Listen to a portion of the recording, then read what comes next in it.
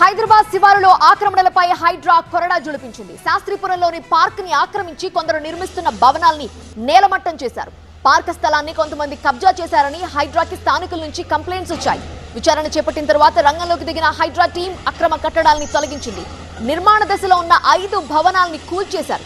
హైడ్రా కాపాడిన ఈ స్థలం విలువ 100 కోట్ల రూపాయల వరకు ఉంటుందని చెప్తున్నారు.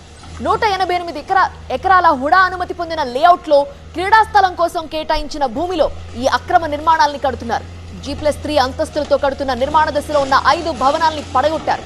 మరొక 2 సింగిల్ రూమ్ నిర్మాణాలను కూడా నేలమట్టం చేశారు. ఉదయం 4 గంటలకే రంగంలోకి దిగిన అధికారులు భారీ పోలీసు బందోబస్తు మధ్య జేసీబీల సాయంతో ఆపరేషన్ ప్రారంభించారు. మరోవైపు శివరాంపల్లి రాఘవేంద్ర కాలనీలో కూడా కూల్చివేతలు కొనసాగుతున్నాయి.